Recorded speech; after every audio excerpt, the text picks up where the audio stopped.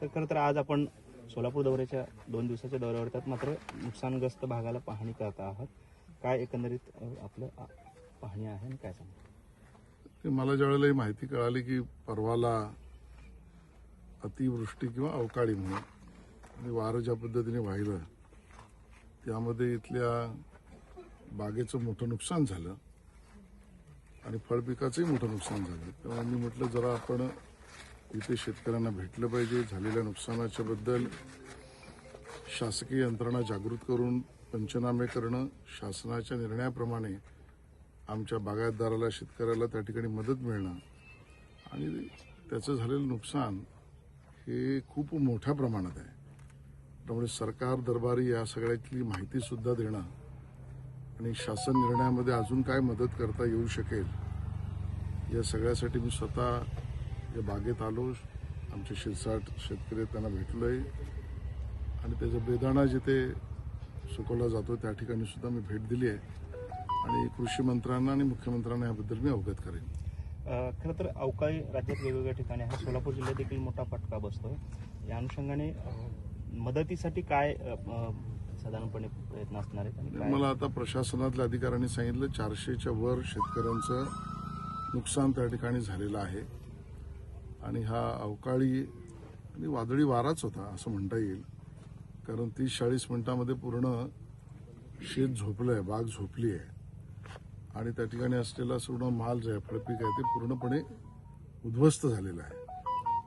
आणि आपण बघितलं तर लक्षात असेल की एका विशिष्ट भागातच ते झालेलं आहे आणि त्यामुळे निसर्गाच्या या पद्धतीच्या एका अर्थाने झालेल्या नुकसानाबद्दल शासनाला विचार करावाच लागेल. शासन विचारही करेल आणि त्यामुळे जे की 400च्या वर शेतकरी सुद्धा असे आहेत त्याबद्दल आणि बागायतदार आमचे फळबागा जे आहेत त्याबद्दल शासनाने निर्णय करावा आणि जास्तीत जास्त जी मदत आहे ती करावी अशीच भूमिका आमची राहील. सर, हा भाग जो आहे उत्तर सोलापूर तालुक्यात एकदम कडेचा भाग आहे, म्हणजे एकदम शेवटच्या टोकाला असलेला आणि एकदम ड्राय एरिया, म्हणजे तो पाण्याचा कुठल्याही प्रकारचा सोर्स उपलब्ध नाही. अशाही परिस्थितीत लोकांनी काबाड कष्ट करून बागा किंवा इतर फळपिकं आहेत ती जगवलेली आहेत. कांद्याचा मोठा बेल्ट म्हणून हा भाग गणला जातो. कांद्याची तर दराची परिस्थिती यंदाच्या वर्षी अतिशय खराब आहे. त्यामुळं आपण शासनाचे एक प्रमुख घटक आहात. शासनाच्या धोरणामध्ये काय बदल करून शेतकऱ्यांना एक स्थायी भाव मिळावा यासाठी आपण काय कार्यवाही करू शकाल? मला असं वाटतं की संबंधित विभागाशी मी नक्की बोलेन आणि हे तर खरंच आहे, झालेलं नुकसान हे खूप मोठं आहे.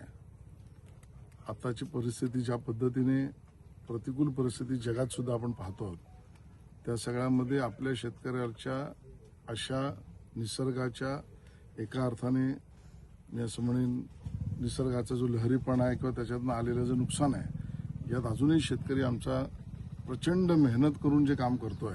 जसं तुम्ही म्हणालात की या ठिकाणी पाण्याच्या किंवा सिंचनाच्या दुर्भिक्षाचा विषय असताना सुद्धा ज्या पद्धतीने हे फळबाग उभी केली आहे तर जास्तीत जास्त मदत कशी करता येईल याबद्दलच मी कृषी मंत्री आणि मुख्यमंत्र्यांशी बोलेन. सर, खरात प्रकरणामध्ये चाकणकरांनी आता राजीनामा दिलेला आहे. काय एकूणच आपल्या पक्षाची भूमिका?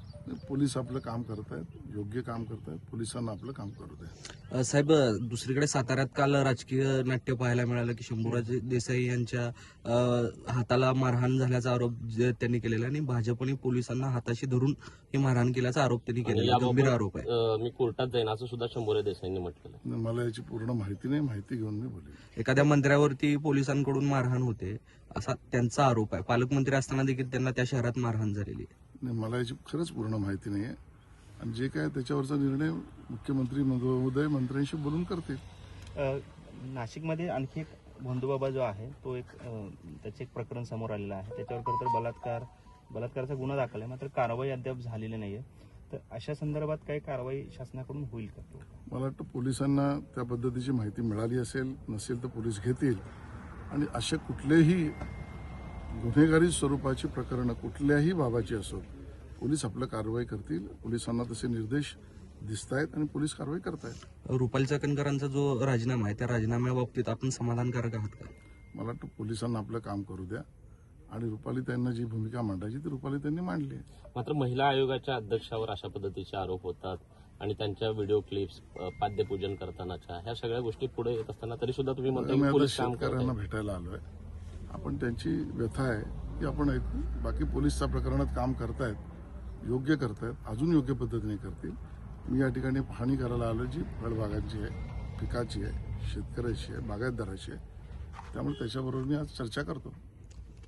ठीक